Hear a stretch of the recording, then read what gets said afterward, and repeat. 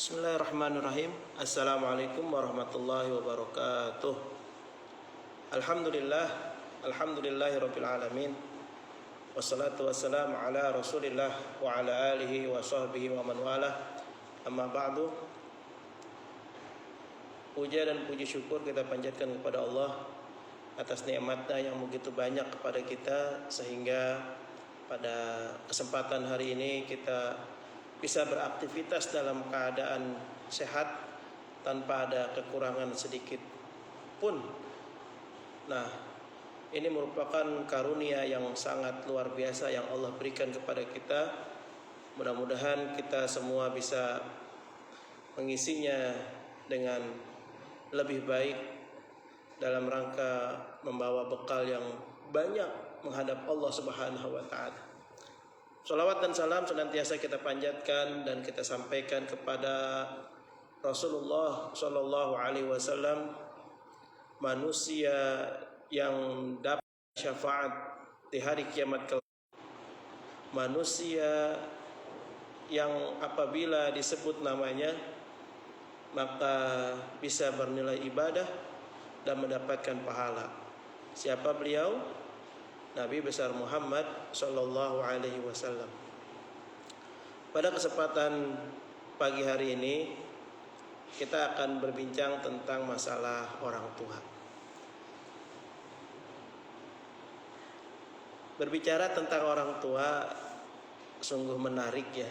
Artinya orang tua ini luar biasa. Kenapa luar biasa? Karena orang tua inilah yang bisa menjadikan sebab seorang anak apakah dia nanti bisa masuk surga atau sebaliknya.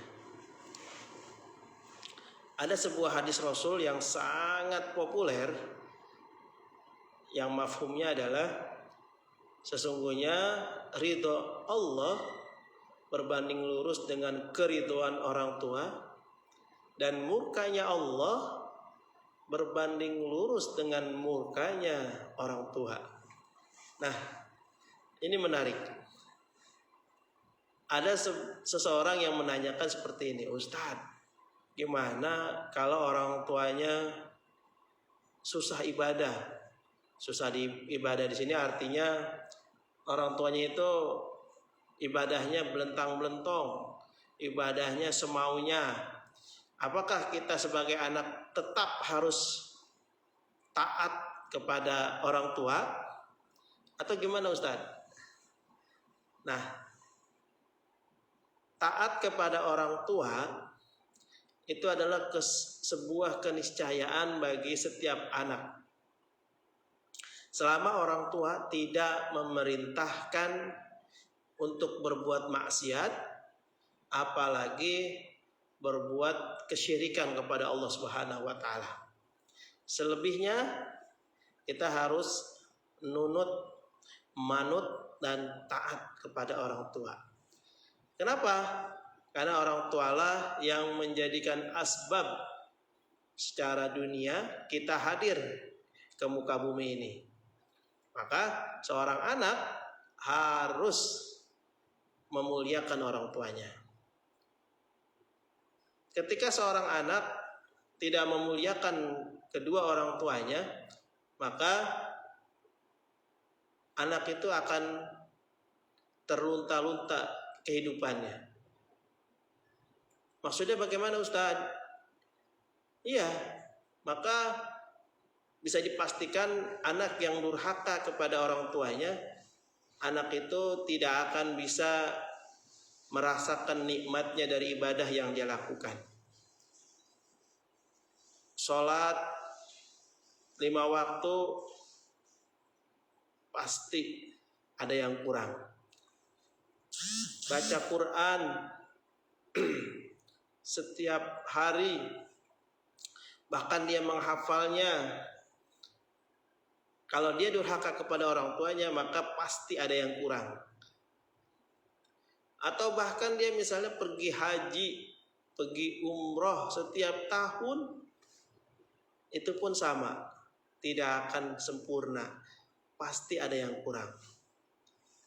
Nah, Begitu juga dalam hal kesuksesan dunia dengan pangkat jabatan yang dia miliki, kekayaan yang dia miliki yang begitu berlimpah. Ketika dia durhaka kepada orang tuanya, maka kenikmatan itu tidak akan lama. Kenikmatan itu tidak akan sempurna. Pasti tingkat soleh ataupun solehah kalau dia perempuan. Kenapa? Yaitu karena ada satu perintah Allah, perintah Nabi yang tidak dijalankan oleh anak. Ya, karena kenapa disampaikan anak yang durhaka tidak sampai pada tingkat soleh ataupun solehah?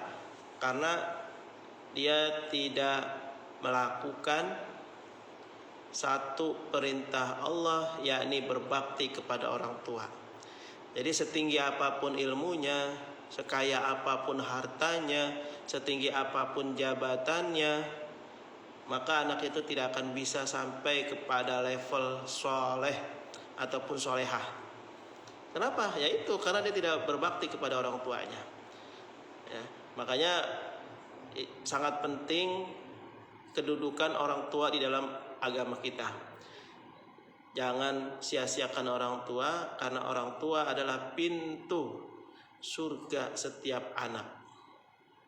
Berbahagialah bagi mereka yang orang tuanya masih ada, karena di situ kesempatan masuk surga masih terbuka.